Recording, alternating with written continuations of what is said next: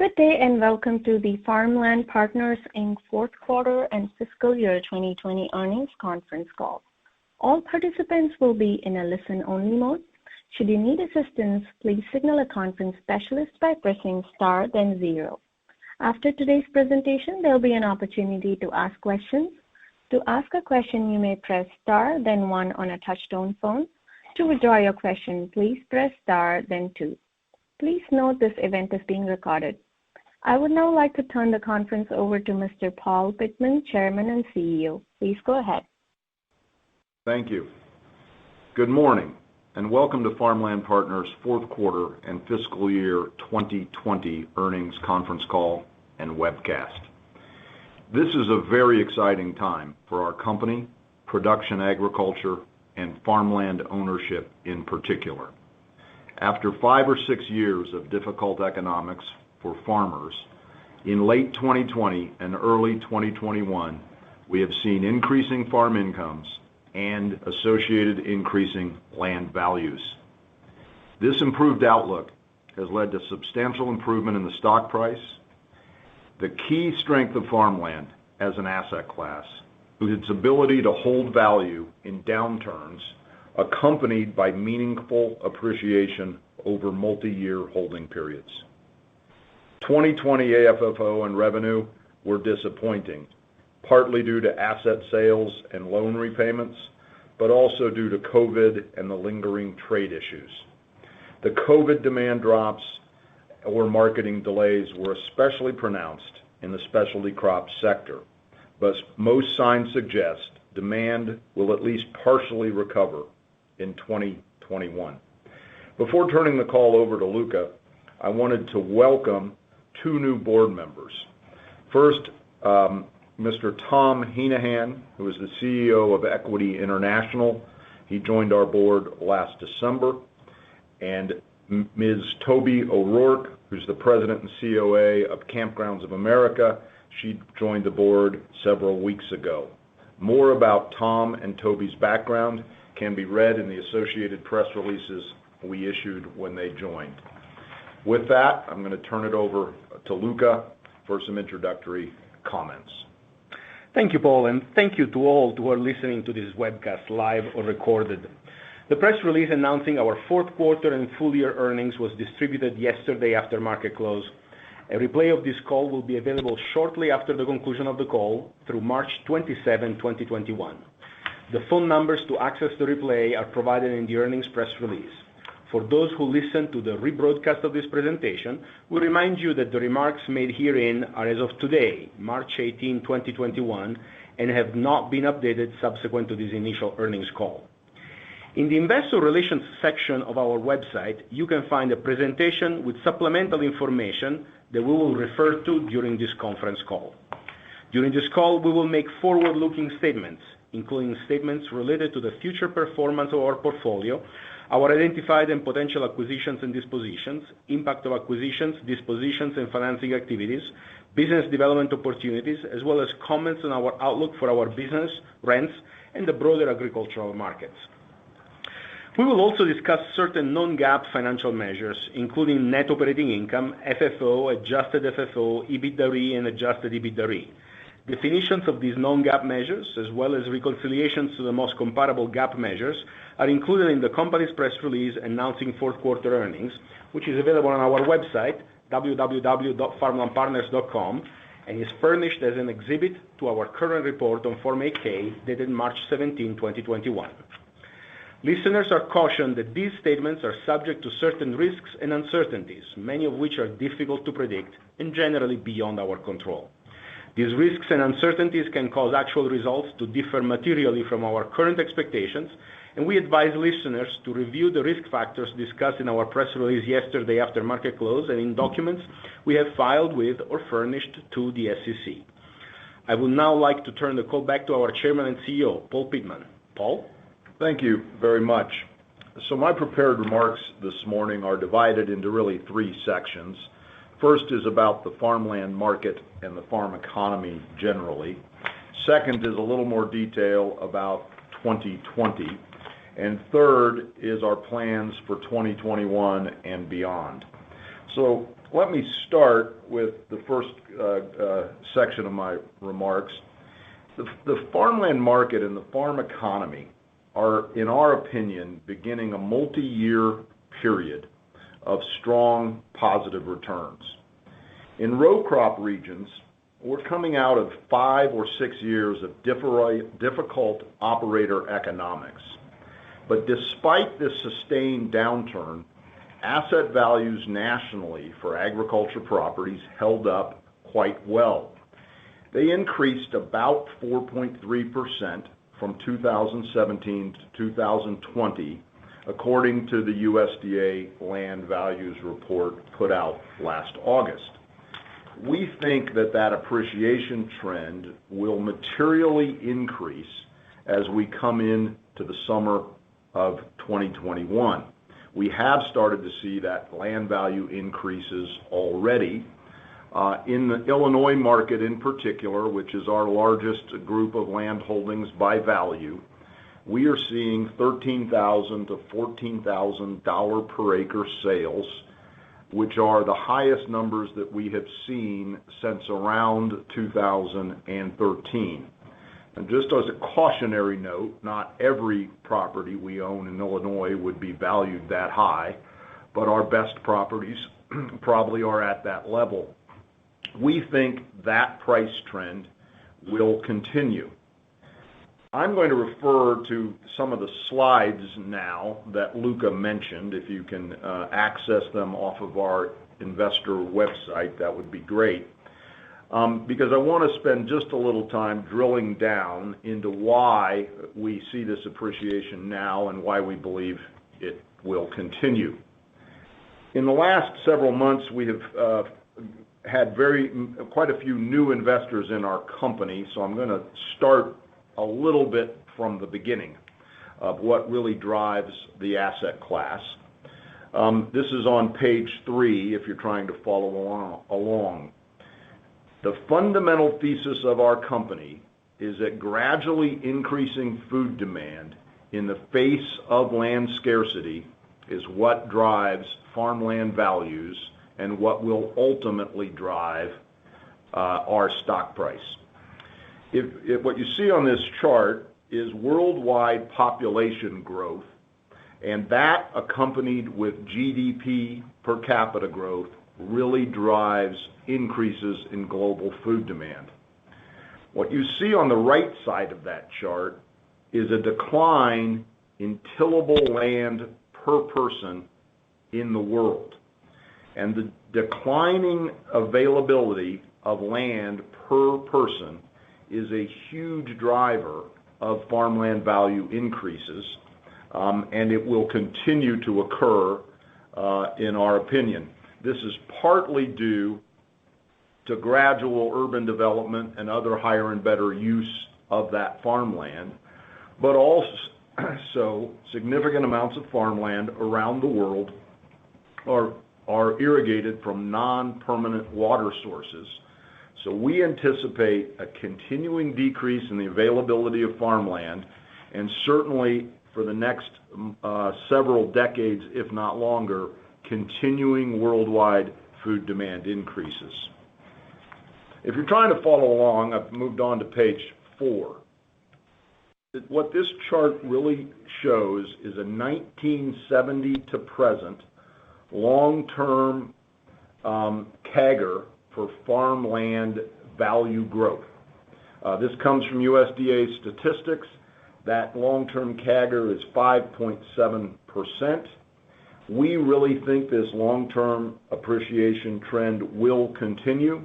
It may be slightly muted from that 5.7% due to the relatively low interest rate environment we face, but it will certainly continue to see farmland appreciation, in our opinion.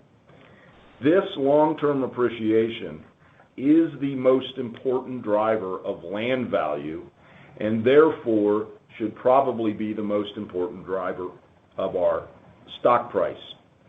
AFFO and revenue are certainly important, but they are secondary. Traditional REIT investors, in our view, are overly focused on purely the revenue and AFFO growth. They need to take into account both the current yield and the long-term appreciation yield of these assets. The reason that we believe that it is different for farmland portfolio than other real estate asset classes is we, to a substantial extent, do not have any real depreciation in our properties.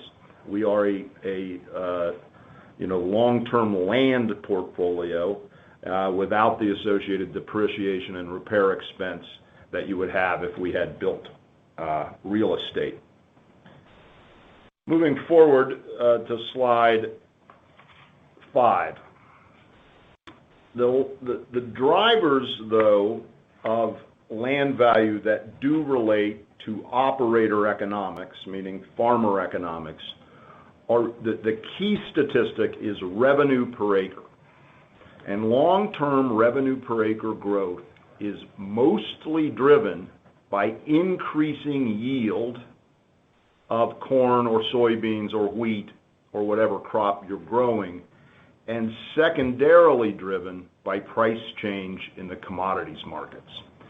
Farmland does not and should not trade based on near-term movements in commodities. It's trading on relatively long-term movements of the predicted revenue or profit per acre. What you do see here, though, is long-term growth and I use corn and soybeans as an example, but long-term growth in yield per acre. Approximately 1.3% growth per annum doesn't seem like much, but what it really means is that from 1990 to present, you have probably seen something in the neighborhood of 200 to 250%, $200 to $250 per acre increase in grain yield on the corn side, and about $150 to $200 per acre of profitability increase due to bean yield. These factors get capitalized into land values, and that's what's really driving the long-term appreciation chart that I showed a few minutes ago. Moving on to page 6. What we're trying to demonstrate here is what we think will happen as you have seen grain price increase and yield increase, but relatively stable farmland for the last 5 or so years. What do we think is going to happen in the next 2 to 5 years? So, a couple of important observations on this chart. The blue bars indicate that farmland from approximately 2014 to 2020 was slightly increasing, but fundamentally stable. That was the 4% or so appreciation I talked about 10 minutes ago.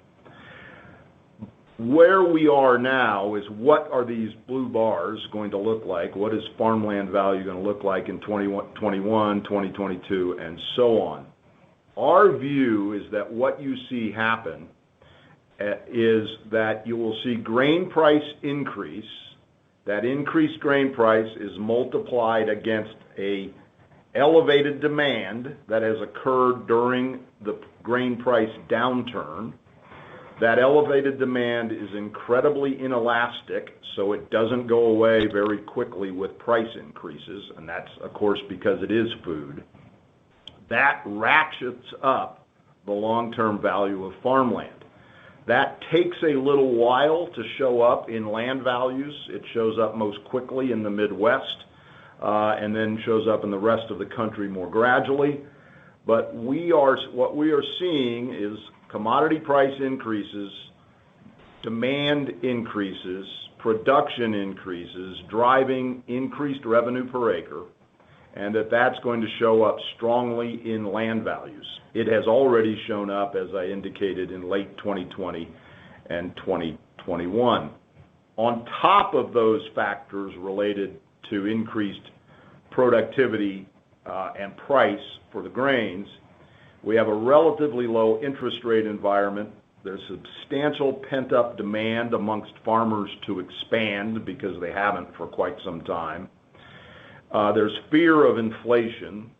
The specialty crop demand will rebound as COVID moves into the rearview mirror. And the higher and better use demand for farmland, for development, real estate development, wind development, or solar development is also very strong. So we think we're set up here for a relatively strong land price appreciation in the next 2 to maybe even as much as 5 years. Again, a little bit of caution. Relatively strong in our asset class means, 5, maybe if you're lucky, 7% appreciation, maybe only 3 or 4, but a certainly stronger appreciation environment than we have seen in the past. Finally, turning just to page 7, I just want to focus just a little bit on what's happened to grain prices in the last 6 months. And again, this is corn and soybeans because those are the primary crops that are in our portfolio, certainly on the row crop side. This short-term run-up really bumps farmer profitability. Many of the good farmers that we have as tenants and farmers like them around the country will have had strong enough balance sheets to sit on a substantial amount of grain during the downturn. Sometimes literally millions of bushels, and for almost anybody, hundreds of thousands of bushels. As they saw the grain prices recover starting around mid-October, they have started to ship that grain. This has led to incredibly strong cash availability for most farmers today, and you're seeing that cash availability show up partly in land prices, certainly in demand for farm equipment, and you will see that trend continue as they continue to liquidate the leftover volume that they did not sell in the downturn. So, we think we're, as I've said, in a position that we're going to have very strong economics for farmers and certainly strong economics for land values. I'm going to return to the last slide in that section when I go through some comments about the outlook for 2021 and beyond. So now moving to the second part of our prepared comments. 2020 revenue and AFO suffered. I'm not going to sugarcoat it. It's disappointing to us. It was probably disappointing to you. The row crop regions, from a productivity perspective, were stable to good in 2020 for us. You had low prices during a significant portion of the year. The high prices for the grains didn't show up till October or later, really.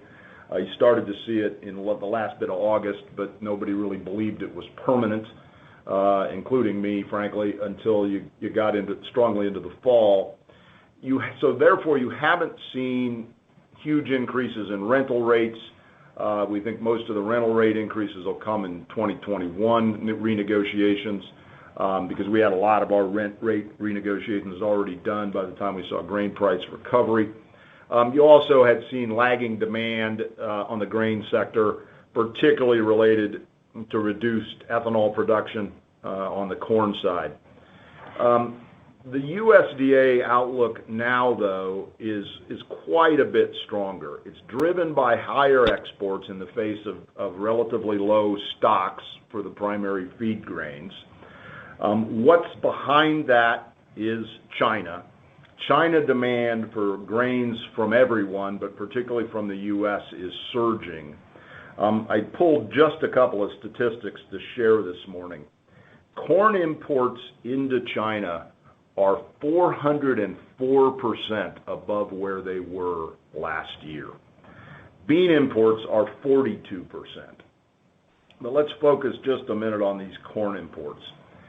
Something we've said for many years here at the company is that what drove the last surge in land values was really significant increased exports of soybeans from the United States to China.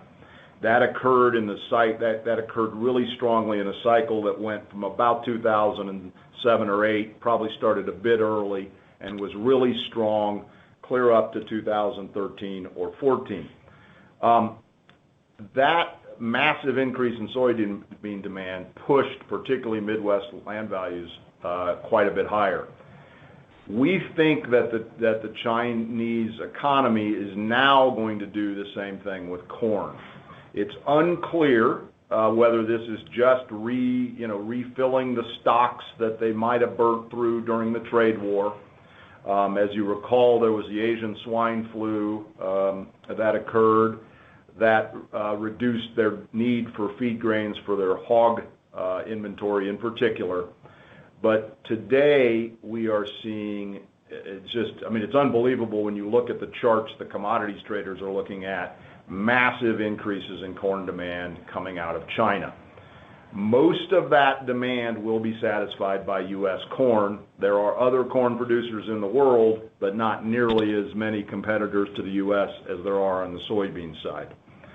Our revenues as a company are about 60% from the grain, from the row crop assets. So this is obviously a very positive factor for the company.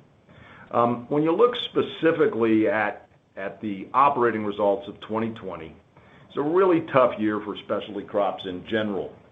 When you look at revenue, and the revenue decline, to be frank, just fell straight to the AFFO decline.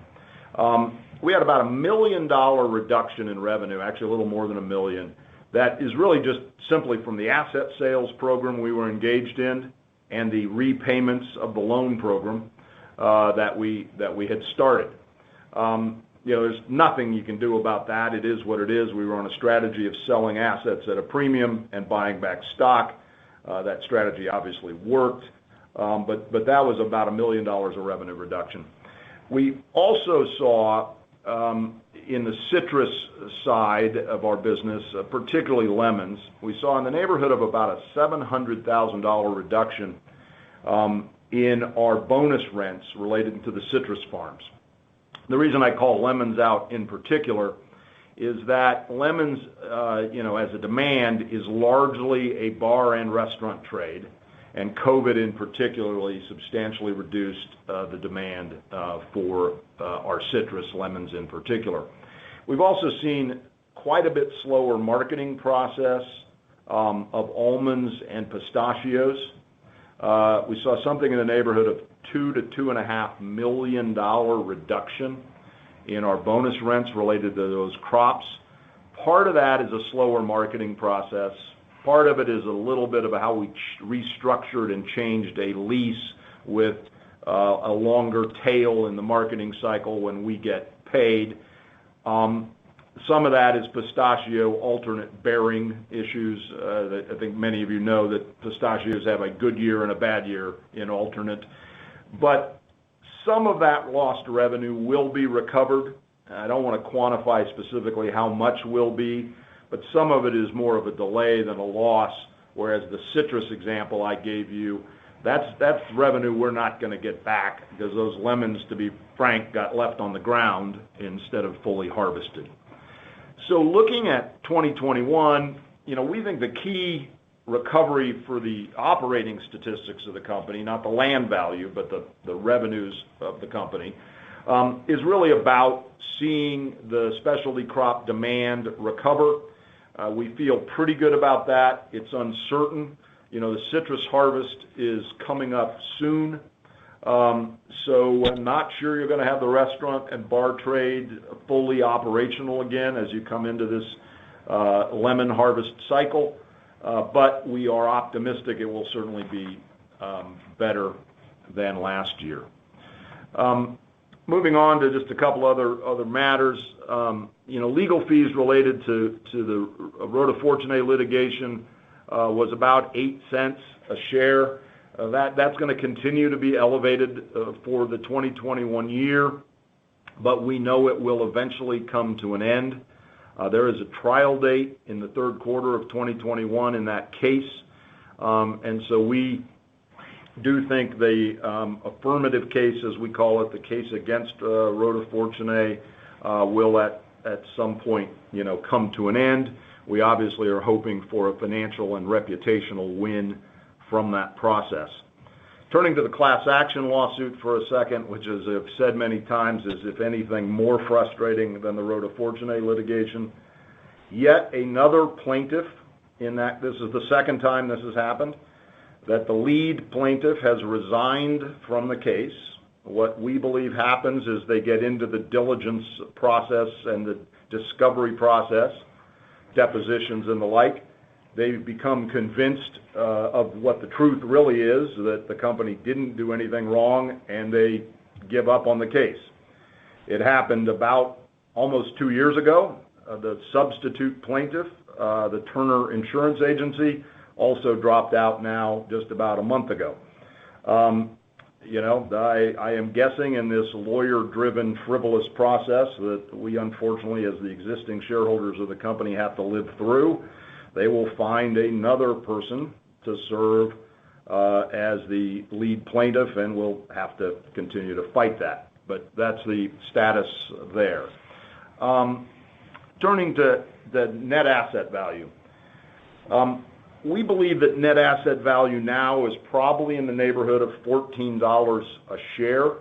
That's looking at land appreciation in the markets. We think it's appreciating strongly, looking at book value, looking at the various USDA data we track. We think, the company is historically reasonably levered. We think that you are dropping substantial additional value to the equity holders' share price through this land appreciation and the transactions we've done for stock buybacks.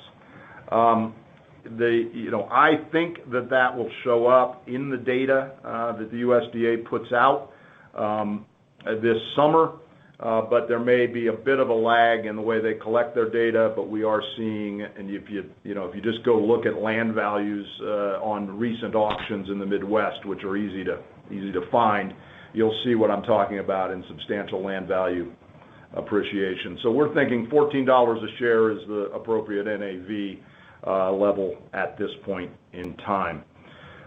We think the other regions will appreciate, although they will show a lag to the Midwest. As I said before, it shows up a little slower.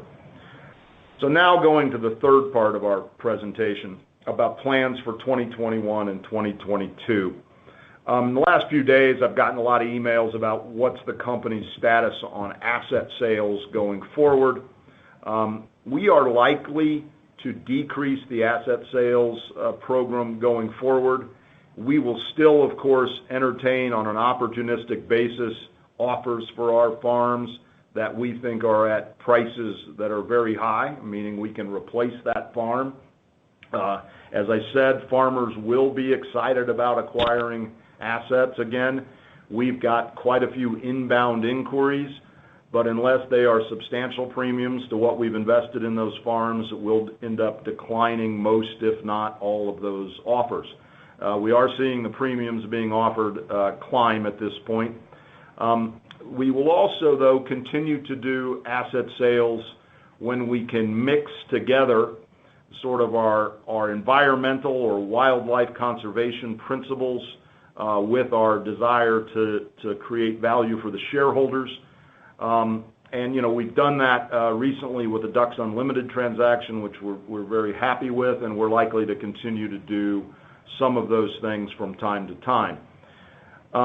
If you can go back to slide 8 in the PowerPoint that we put on the investor website for a second, I do want to go through a couple of things here and just summarize kind of the strategy we've really operated with for the last couple of years, and as we bring it a little bit to a close. So from 2018 to 2020, Farmland Partners sold about 13,400 acres of land for a gross proceeds of about $88 million. That was a 16.8% gain over book value.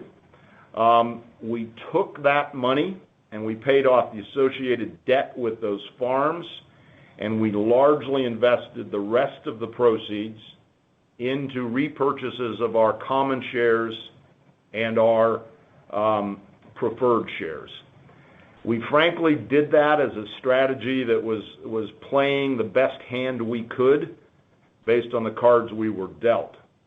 We are now going to shift back to growth, but when you look at what occurred on the 2018 to 2020 repurchases of our own securities, we think we made the shareholders that remain today something in the neighborhood of about $50 million from those repurchases. That's in the neighborhood of $1.50 a share. Those repurchases were done at prices that we thought were at about half of what we believed the NAV of the company was at the time. And so we feel, it's not what I wanted to do, but it's what we needed to do as stewards of your capital and, frankly, my own capital as a large investor. And so, we're going to kind of close that chapter and move back to growth. But I wanted to just summarize what we view as a very positive net effect from that program.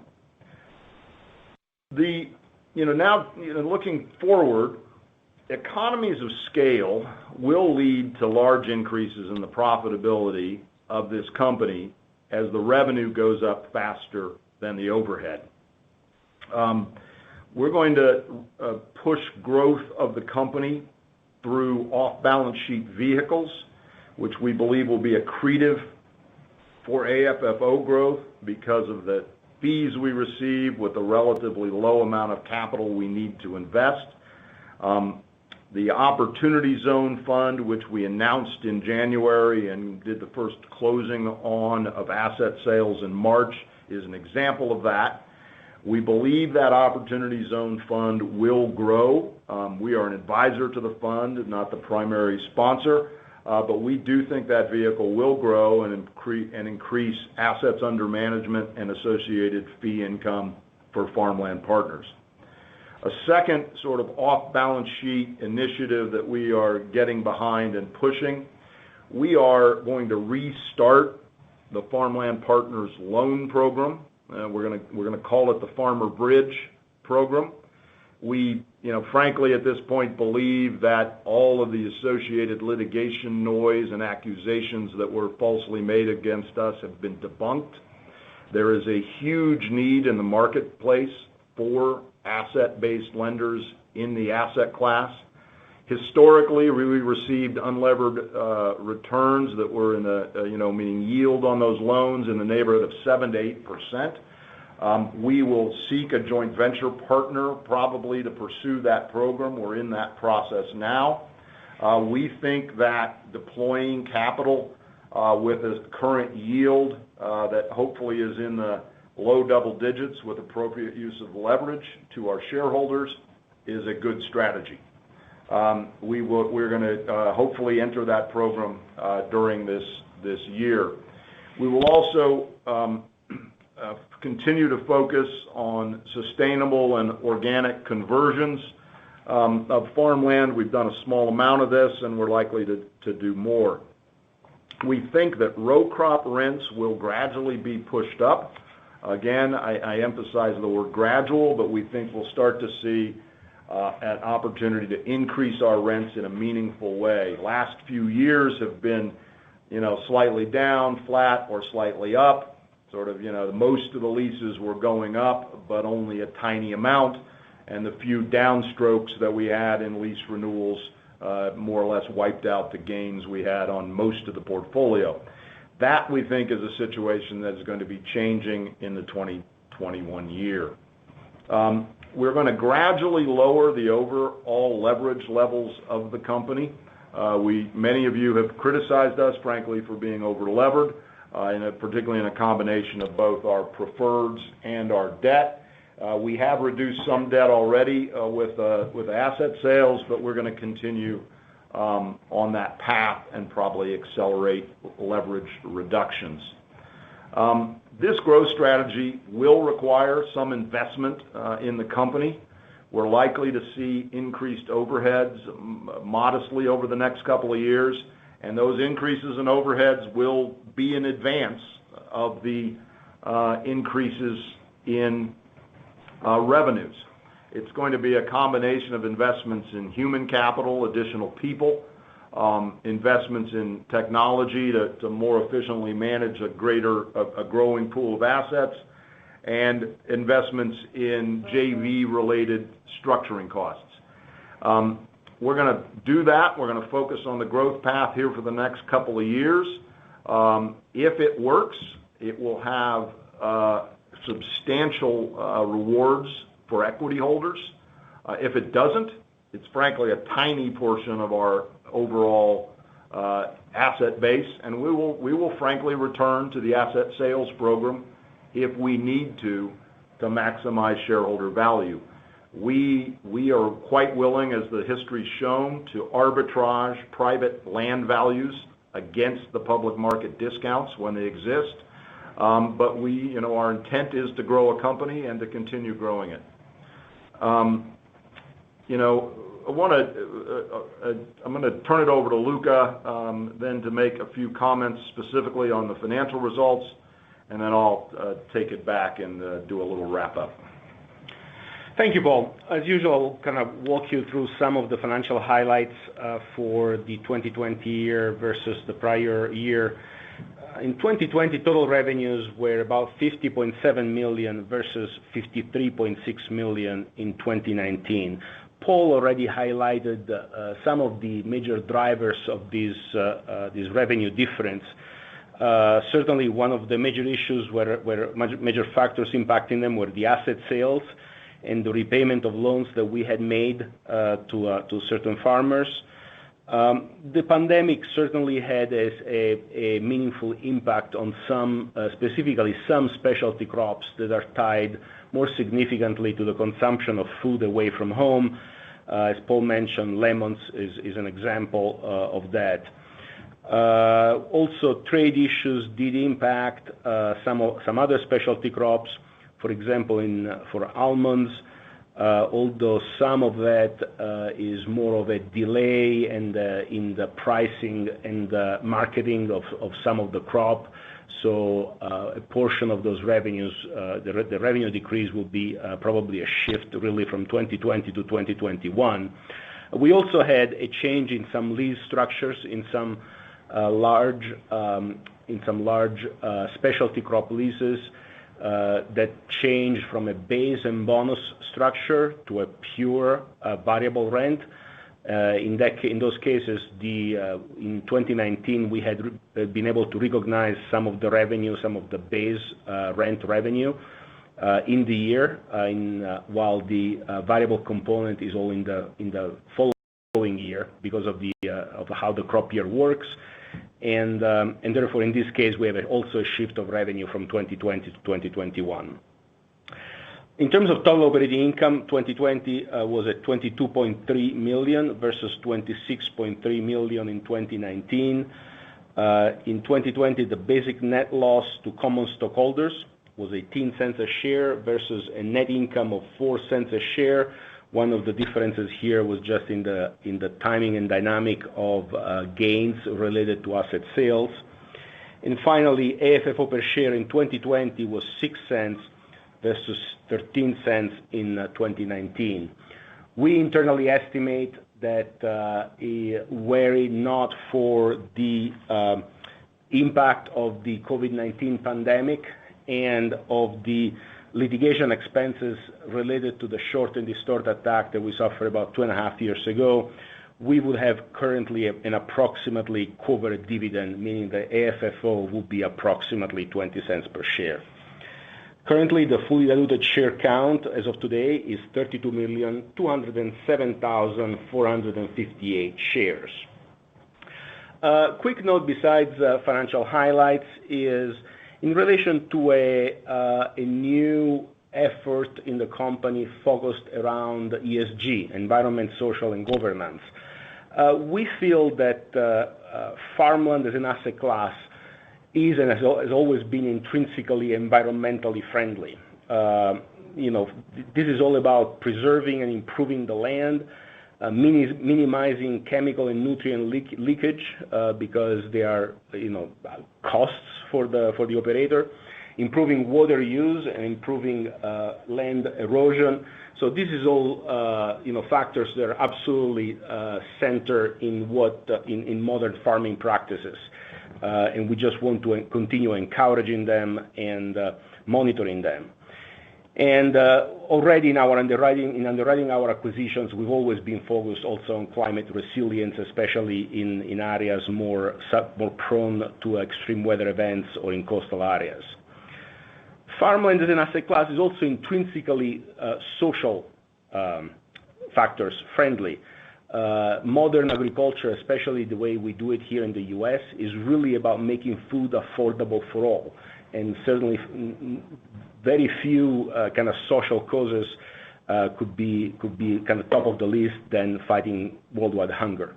And finally, as a public company, we are meeting the highest governance standards, by overall business standards. So going forward on this ESG specific effort, we intend to really focus on measuring and benchmarking our ESG related performance, and we will focus on how over time we can improve our disclosure of quantitative measures related to these topics. This concludes my remarks. Thank you for your time this morning and your interest in Farmland Partners. Operator, we would like to begin the question and answer session. We will now begin the question and answer session. To ask a question, you may press star, then 1 on your touch-tone phone. If you're using a speakerphone, please pick up your handset before pressing the keys. If at any time your question has been addressed and you would like to withdraw your question, please press star, then 2. At this time, we will pause momentarily to assemble our roster.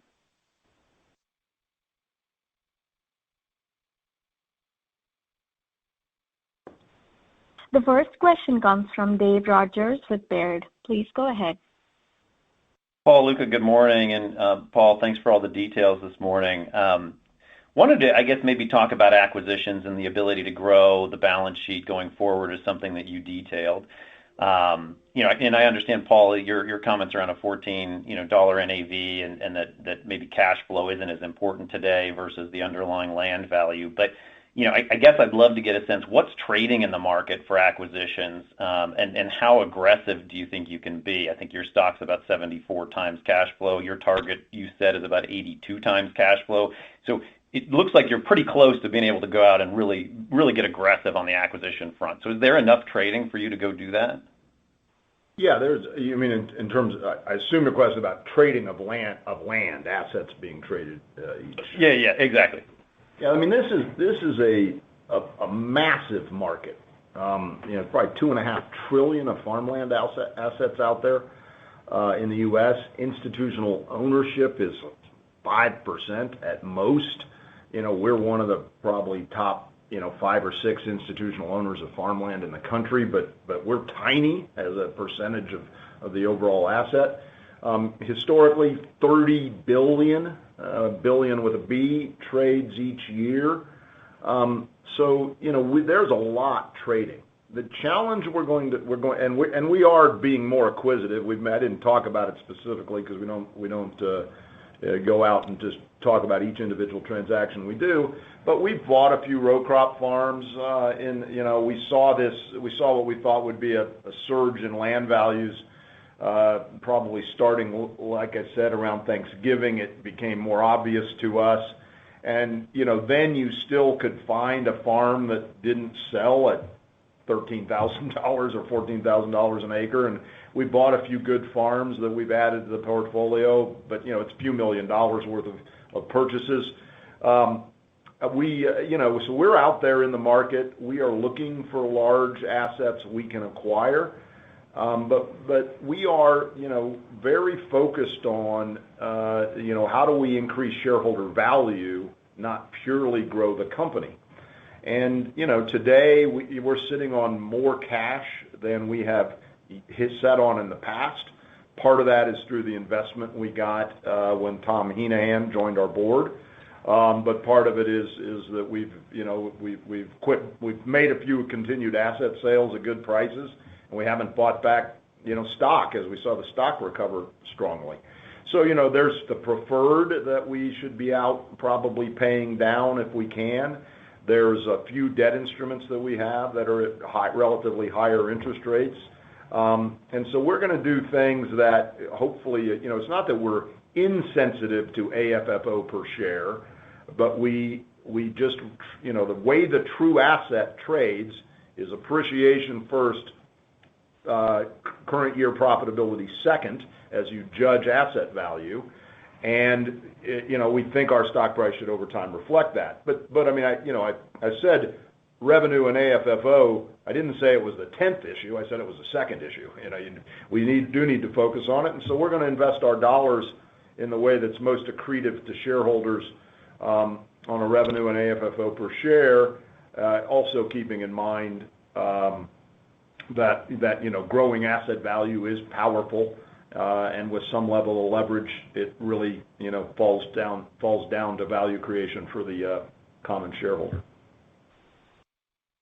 I guess talk about how you're thinking about potentially the issuance of equity. It's been many years, but you talked about deploying money into the loan program. You talked about deleveraging. You talked about acquisitions and slowing asset sales. So I guess, with the combination of all that and given where your leverage is, how do you think about that today? Is that something that's off the table, or is that something that you're open to tackle some of these issues? No, we would consider equity offerings, but it's not really our first choice to drive growth today.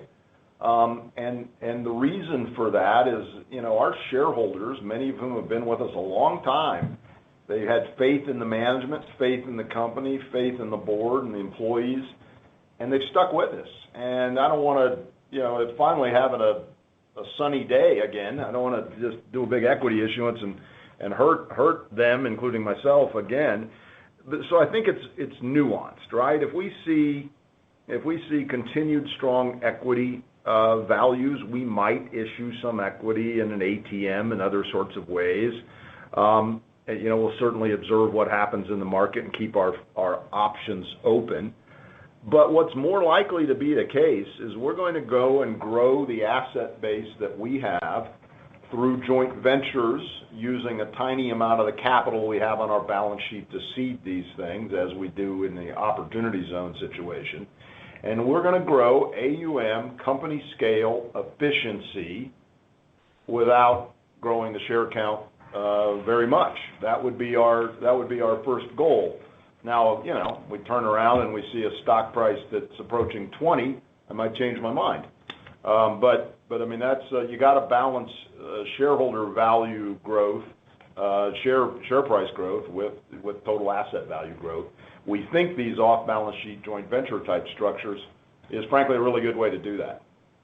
You spread the overheads over increasing asset base. You probably are gathering up a pool of assets that the public REIT eventually owns. It might be 5 years or 10 years, but we're in this for the long haul.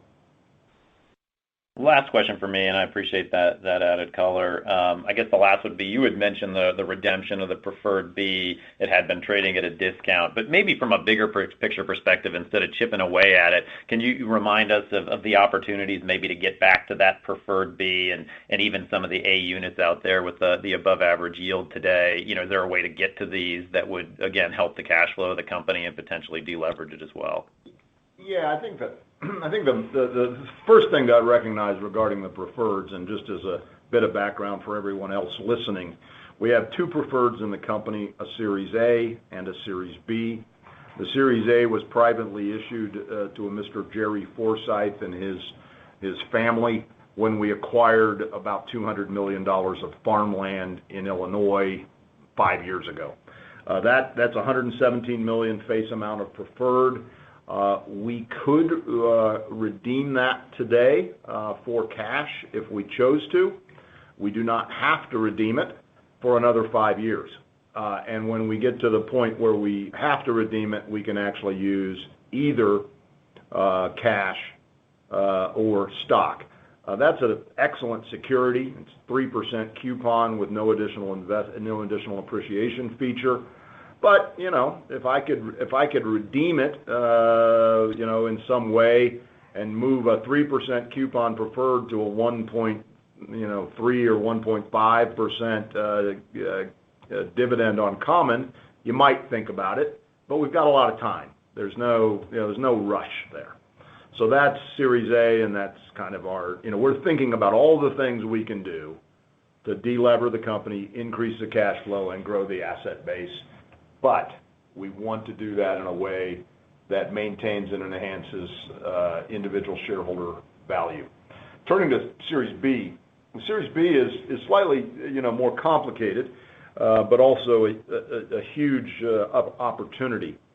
The first date we have the right to call that is in about October of this calendar year. And when we call it, we can convert it into common shares if we chose to. Again, we have a lot of time. We don't need to do anything for another 3.5 years from today, but we start to have the opportunity. The accretive value from a AFFO perspective of exchanging 6% coupon preferred for 1.5-ish, a dividend yield common is immense. But again, you got to balance those things and figure out kind of what the right thing to do is. Again, I emphasize, we don't intend to get ourselves trapped with a short fuse on either of those preferreds, and so we feel like we're, in the driver's seat to do something opportunistic when the timing is right. All right. Thank you, Paul. Thank you. The next question comes from Rob Stevenson with Janney. Please go ahead. Good morning. Paul, can you talk about how much NOI you're expecting from these off-balance sheet vehicles as well as the farmer loans on a run rate basis? Yeah, so it's a little hard to quantify, but let me give you a couple of examples. So starting with off-balance sheet asset management, and it depends on the features of the vehicle and how much work we do and whether we're the primary capital raiser or just an advisor. But you're going to see something in the neighborhood of 75 basis points of assets under management fees up to 1 or 1.1%. So that kind of bracket on those sorts of vehicles. The reason there's a range is if we were managing assets that are all specialty crops, it's a much more intensive management process for our team. So you'd end up with a high end of that range in fees. And if you're doing purely Midwest row crop, much more efficient from our side. So you'd see something at the low end of that range. So that's the bracket. As those assets under management grow, we don't carry the debt cost. We don't carry the equity value of the farm. Although in the opportunity zone situation, we still own 10% of those assets, approximately. But that's the kind of fee level that I think you should expect in any of those off-balance sheets. The loan program's a little different. We're hoping for a joint venture partner there, where we share, some asset management fees and then a percentage of the ups. If you put the appropriate structure in place, you should be in, returns to the equity capital, the seed capital, that's probably in the low to mid double digits on those assets. The face amount that the farmer sees who borrows the money is that 7 to 8% money. But if you do a sale leaseback transaction, which is the way many of those will be done, you're gonna get, in effect, the ability to put regular mortgage debt, underneath what we and our joint venture partner invest, and that's going to give you a pretty substantially enhanced return to the equity invested in those loans. So that's a little harder to quantify, but probably a more profitable vehicle, which is why we tried to do it several years ago and want to go back to it. We think it is a very, it's a really nice way to balance some higher current yield with what we love about farmland generally being that long-term appreciation story. But Rob, you've followed us, and I thank you for that for quite a few years. That's the real challenge for us as a public company and for the equity investor in us as a REIT, that I think everybody loves the assets and struggles with, well, how do you get the yield high enough to make the company, look mostly like other REITs. And so that's one of a kind of a strong idea for growth for us, because we think it really helps by getting that higher current yield asset into our pool of ownership. And we believe we're perfectly positioned to participate in that, because not only do we have, capital and expertise, we will look at the repossession of a farm as a much less of a problem than almost any other investor in the space would, because we're happy to hold the asset. Hope that helps. Okay. Yeah, and I guess, how are you guys thinking about it? So you guys are doing, sort of rough numbers, about $50 million of revenues a year. I mean, is there a limitation of, 5% or 10% or 15% of what you want coming out of essentially fee income, whether or not it be the management or the loans, in terms of the overall mix of the company? Yeah, it's there's going to be sort of REIT rule questions we're going to have to consider, but I don't think we see some sort of artificial limit on how much of that we can do. But if we could it won't. I don't think it becomes bigger than our rental income. But if it became 10%, 20% of our total revenue, I'd be thrilled, because it's high current yield. And in our view, with a gradually appreciating asset class, it's relatively low risk. So we're if you make these loans at sort of maximum of 75-80% loan to value in the market we're going to face, in our opinion, for the next few years, you're going to be increasing. You're increasing your cushion every year as a lender, not decreasing it. And getting a pretty good return. It's a good place to be, and so I could see it become meaningful.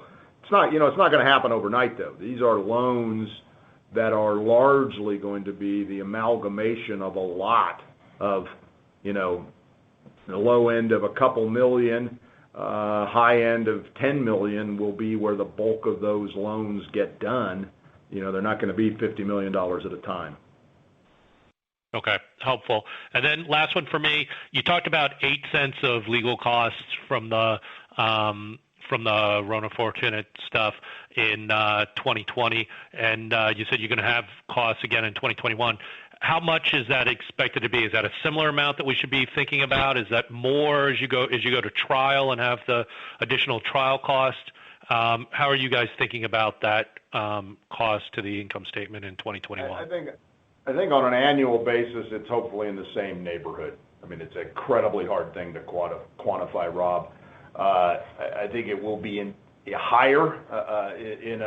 We're in trial in the third quarter. It's going to be an expensive quarter, but at some point this comes to an end, and then all of a sudden it's not an expense at all. So I think, since we think this will come to an end, that that 8 cent is as good an estimate as I can give you. Okay. Thanks, guys. Appreciate it. The next question comes from Dane Baller with Second Market. Please go ahead. Hi, good morning, Paul and Luca. Hi, Dane. How you doing?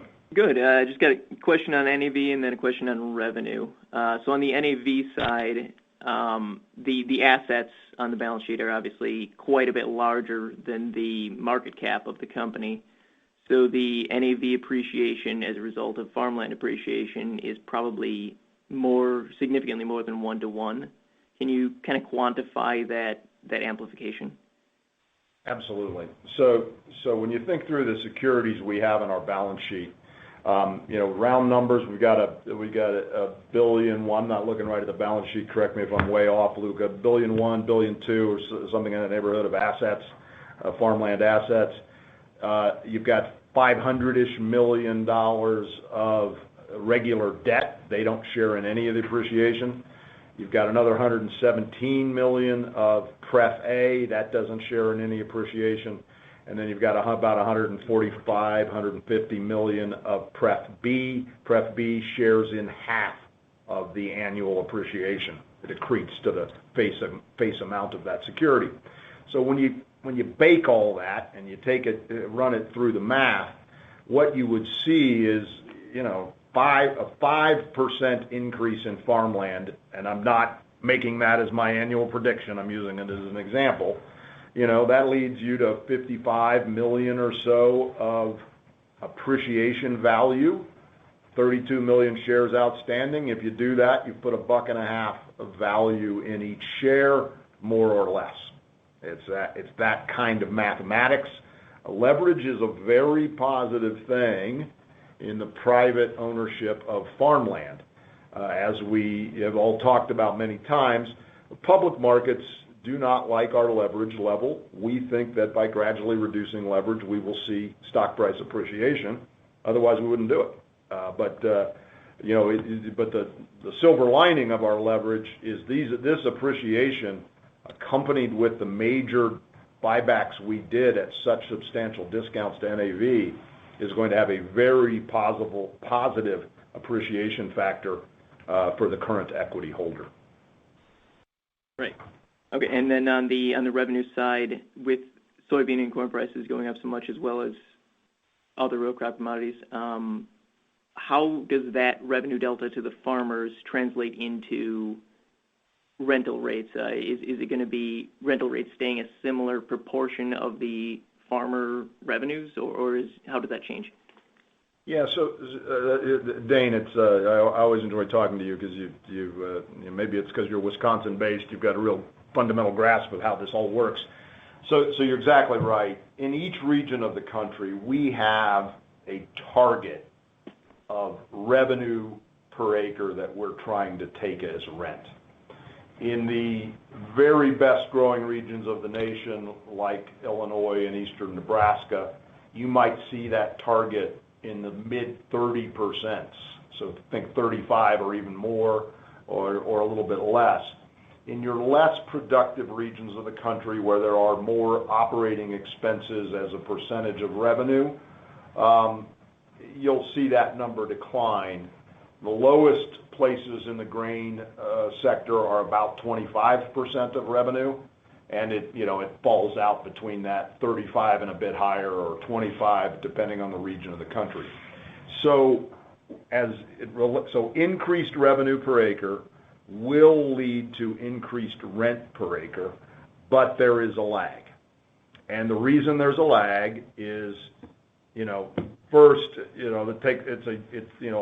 the farmer really, he's got all that grain inventory, and he's, as I talked about earlier, that he's selling now, and it enhances his cash position.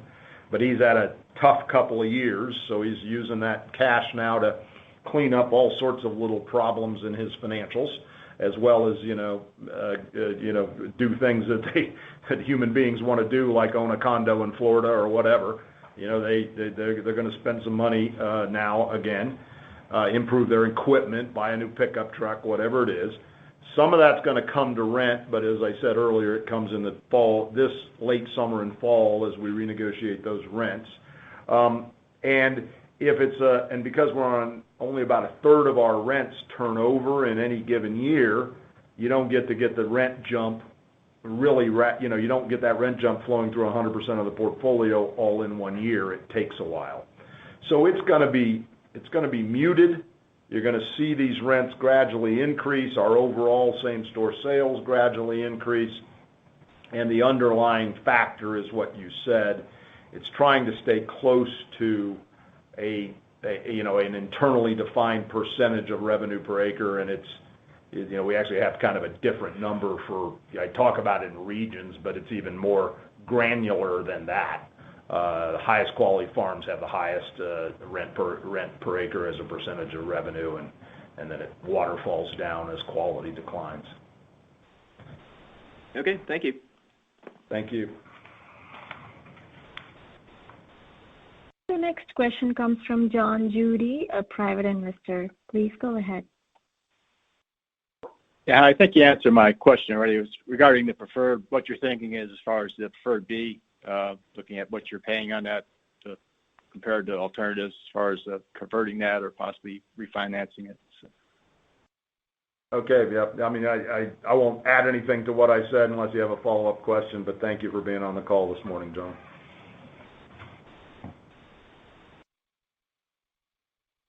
Operator, I think you can go ahead. Okay. As a reminder, if you have a question, please press star, then 1 to be joined into the queue. The next question comes from Craig Cassera with B. Riley FPR. Please go ahead. Hey, good morning, guys. Paul, you kind of touched on this in response to one of the earlier questions, but I wanted to circle back to it. It sounds like the leasing spreads that you achieved here in kind of the last fall were relatively flat, or can you give us any color there? And also, given where commodities prices have gone over that time frame, what you think that might translate to here over the next year or so? Yeah, so the leasing spreads in the fall of 2020, late summer and fall. So in hindsight, we did a couple of things wrong and probably a couple of things right. So we leased a substantial amount of those properties where the negotiations on those leases occurred in August or early September, with final contracting in October or a little bit after. If I had known exactly what was going to happen to commodity prices, we would have delayed that cycle. So we were still in a relatively depressed psychology for those lease renegotiations.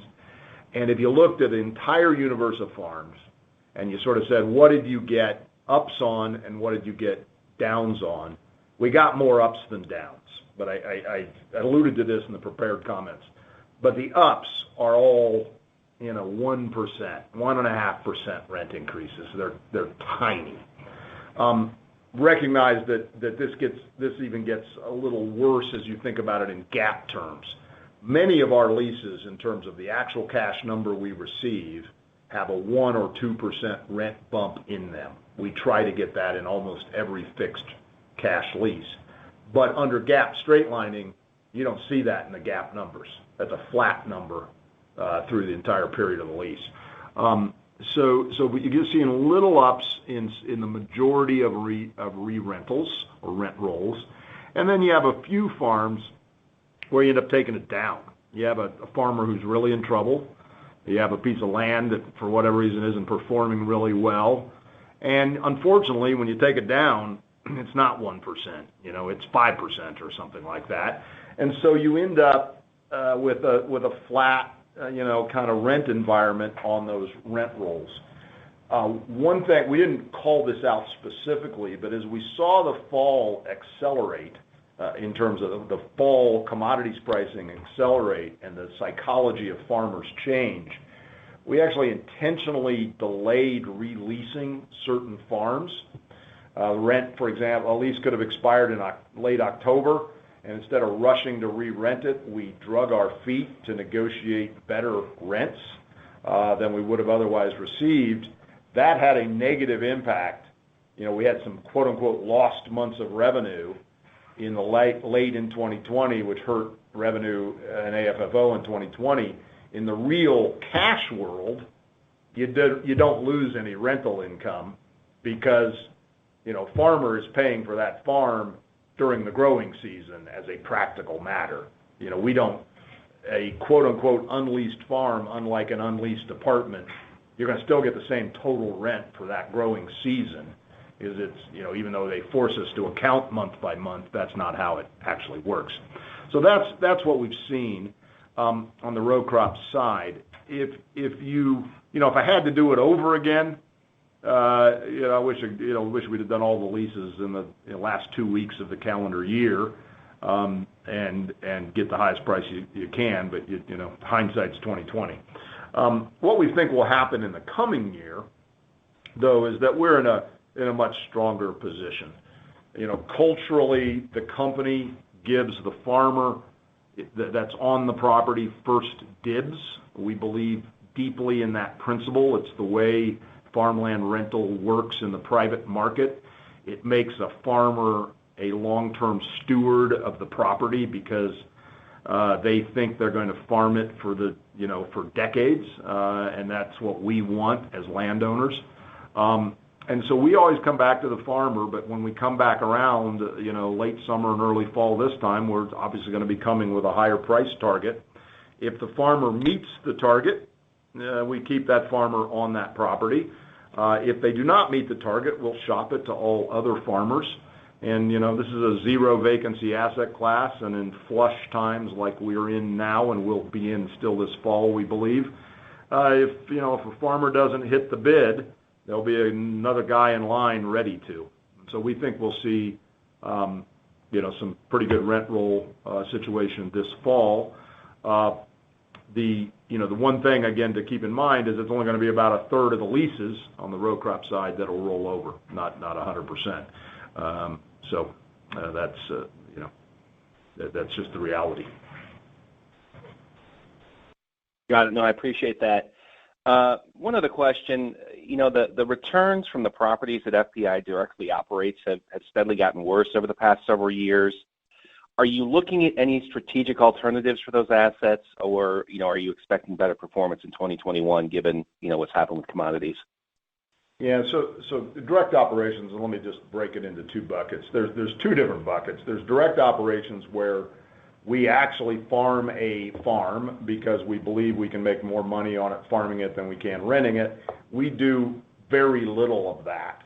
We're not actually going to be doing hardly any of that in the 2021 year. Those were, since we control them, they were things that as the commodity prices rebounded, we said, let's get these things under lease in the coming year. And we've done that with virtually every sort of fully operational grain farm.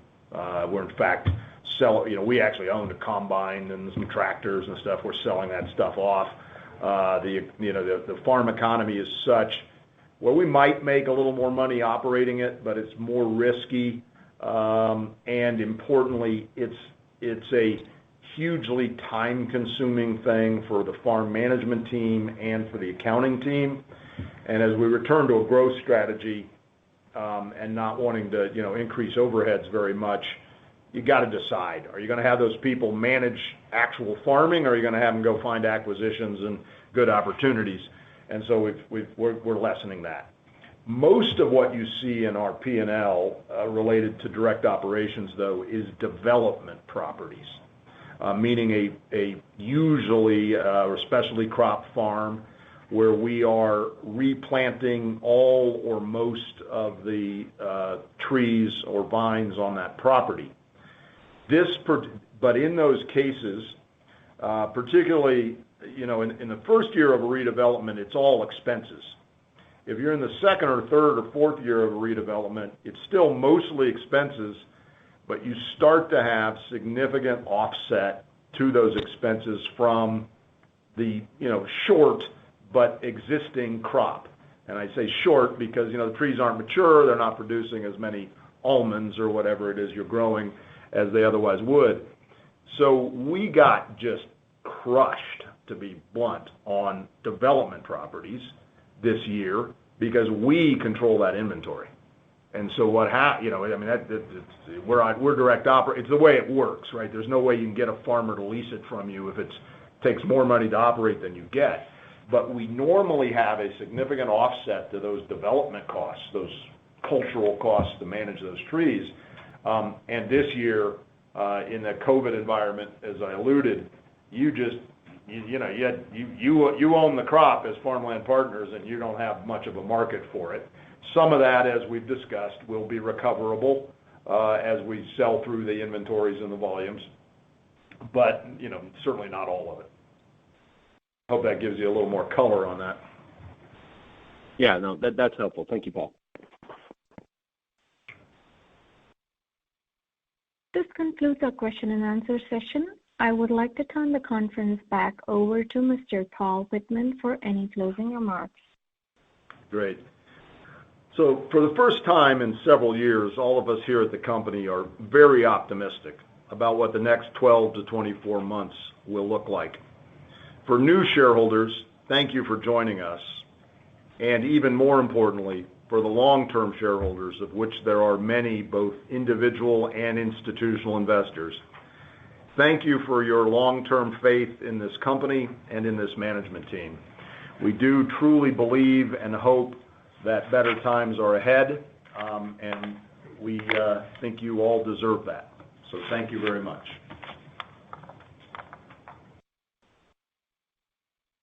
The conference has now concluded. Thank you for attending today's presentation. You may now disconnect.